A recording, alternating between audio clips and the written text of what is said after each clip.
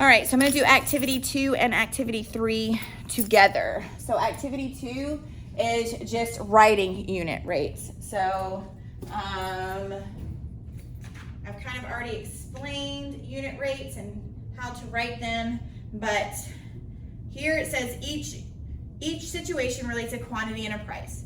Calculate the two different unit rates associated with each situation, price per item and number of items per dollar. So this is what I'm going to highlight for sure. So we want to know price per item and item per price or per dollar, okay? So remember, per means divide. Per means divide. So this is going to be price divided by item and item divided by price, okay? So if we want price per item, then we take the price, $12.50, and divide by the item, okay? So that would be, you take your calculator and you take $12.50 and divide by 250, and you get 0.05. That's 5 cents. So this is 0.05 dollars, so that's 5 cents per vitamin, okay? If you want to do price items per dollar, so items per dollar, then you take your number of items and divide by the dollars. So you do it the other way. So you take 250 and divide by 1250, and you get 20. So you would get 20 vitamins per dollar. 20 vitamins per dollar. So it's either 5 cents per vitamin or 20 vitamins per dollar, okay? A pack of 40 AAA batteries costs $25.95. So we want, let's do dollars per item. So that would be dollars divided by items, which is equal to, get your calculator, 25.95 divided by 40 is, so if we're looking for money, this would be 65 cents. So it'd be 65 cents. So the way you would write that is it's $65 per battery. If we want item per dollar, then you take your items and divide by the dollars, which is equal to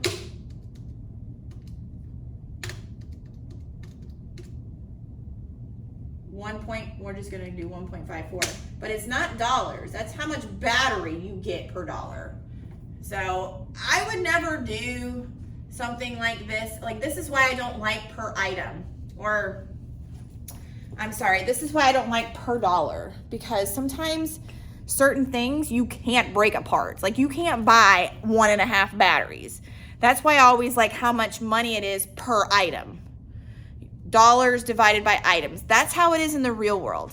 Doing it per dollar, how much you're gonna pay for each dollar, like, it doesn't make sense in some cases. You're not gonna buy half a battery. So this, I mean, we can do the math to figure it out, but it doesn't make any real life sense, you know? Because nobody is going to buy 1.54 batteries. So item per dollar means that it's 1.54 battery per $1. Like, that's just ridiculous. Like, this is dollars per item. So this is 65 cents per battery. This is item per dollar, and you can't buy it half a battery. Like, this makes no sense, you know?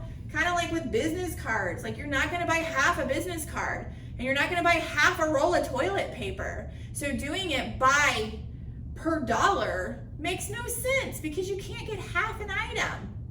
That's why I mean, we can do the math to do it this way, but it's just so frustrating, okay, to write the different rates. I mean, I get what they're trying to do, but when it comes to pricing, you should be doing what's called unit pricing.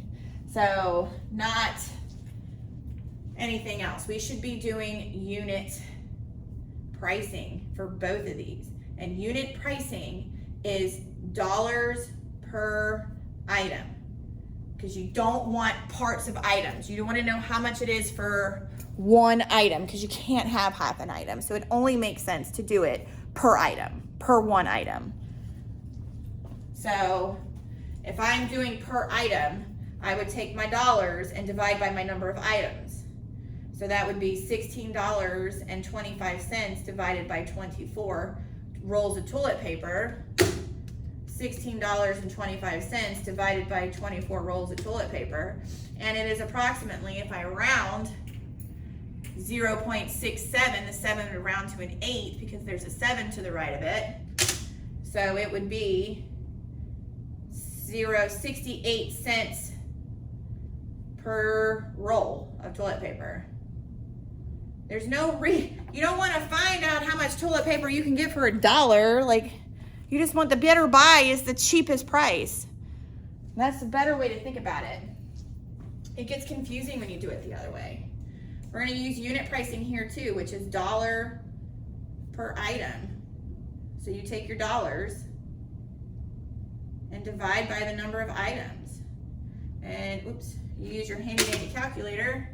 So you take $19.95 and divide by 500, and you get this number, 0.0399. So we're going to round to the second one, which is this 3. This 3 would become a 4 because there's a 9 to the right of it.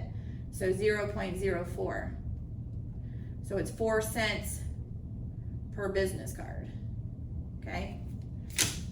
So that's how you find unit rates. Okay? If you're doing it like here, we got 5 goats per tomatillos. Why would you do it per You can't have half a goat. So you wouldn't want to do it per tomatillo because there's a possibility you'd end up with half a goat. You'd want to do it per goat, right? How many tomatillos? I'm probably saying that completely wrong. Per goat.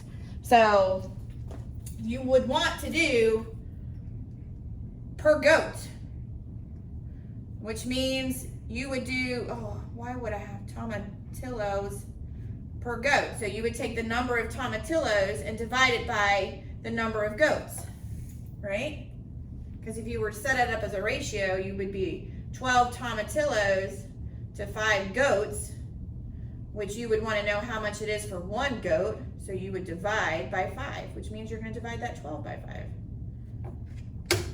And 12 divided by 5 is 2.4. So it's 2.4 tomatillos per goat. Okay?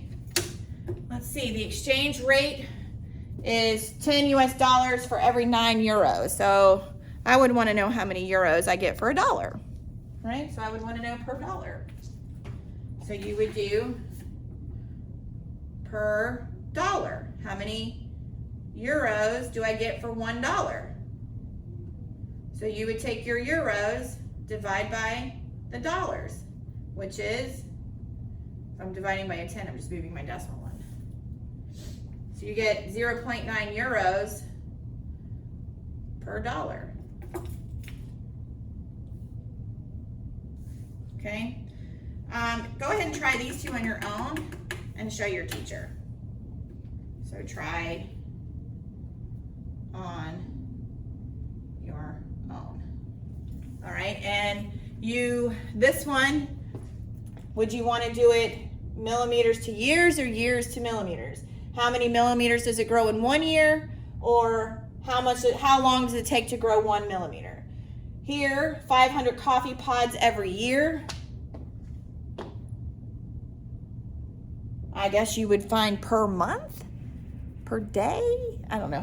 So you can figure out how you want coffee pods per day, coffee pods per week, coffee pods per month. So you can kind of like have some ownership of that one. Do it how you want. All right, so let's look at activity. We're not going to do page 322, okay? We're just going to do 321 and then skipping 322 and going to 323. Look at these pages. All right, so 323 says, let's use unit rates to determine the better buy. This is what I'm talking about. And we want to find out how much money it is per item. That's unit pricing. That's the real world. So that's what we're going to do to solve these problems. So it says, compare the prices for various sizes of popcorn sold at the local movie theater. What is the unit rate price per ounce? This is unit pricing. That's what we want for each bag of popcorn. So we want to know how much it is per ounce. Price per ounce. That is unit pricing. That is how we want to do it. That is how it's done in the real world. Okay? So price per ounce means dollars divided by ounce. So you have dollars divided by 32. You have dollars divided by 24. You have dollars divided by 16. And you have dollars divided by 8. Okay, and we're gonna find dollars per 1 ounce. So if I take $10.24 and divide it by 32, it is 32 cents. Really? Yeah, that means it is 32 cents per ounce. Sometimes you can write it like this, like 32 cents, and then you can do a slash for the word per and abbreviate it. You can do it like that. This is like abbreviating it, so you're not writing it all out, but this is another way to write it. For $6 per 24 ounces, you would do $6 divided by 24, which is 25 cents per ounce. So it'd be, but you could also do per ounce like that. And then this, you can get a medium bag. So we got $4.48 divided by 16. So this is 28 cents per ounce, which you could write it as. And then we have our last one. You can get the kids bag, which is $2.40 for 8 ounces. So how much is it per ounce? You take your dollars, divide by your ounces, and it says 0.3, but we know we need to put a 0 in the hundreds place per ounce. Or you, oh my gosh, what did my handwriting just do there? All right, so which one's the better buy? You have 32, we're looking for the smaller number, the cheapest per ounce, which happens to be the giant bag. So the giant bag is the better buy because it costs the least per ounce, okay? The giant bag is the better deal because it's the lowest, it's the least per ounce. It has the lowest unit rate.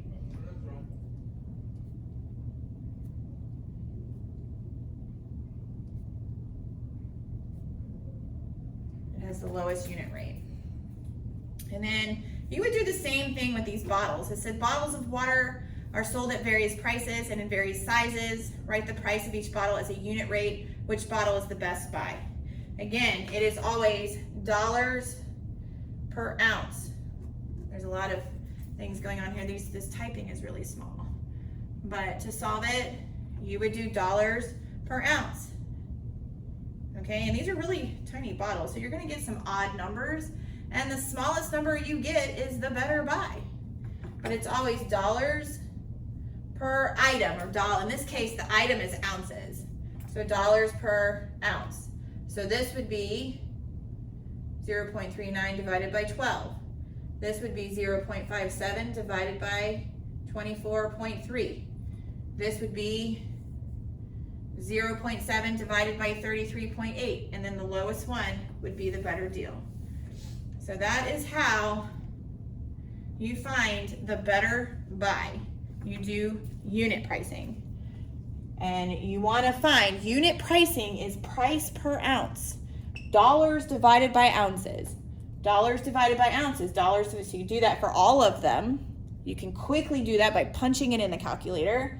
You're going to get numbers, dollar amounts per ounce, and the cheapest one is the better buy. So that is activities 2 and activities 3. So better buy, how to determine the better buy. You just find the unit price. And then the cheapest one is the better deal. So we'll do more practice in class.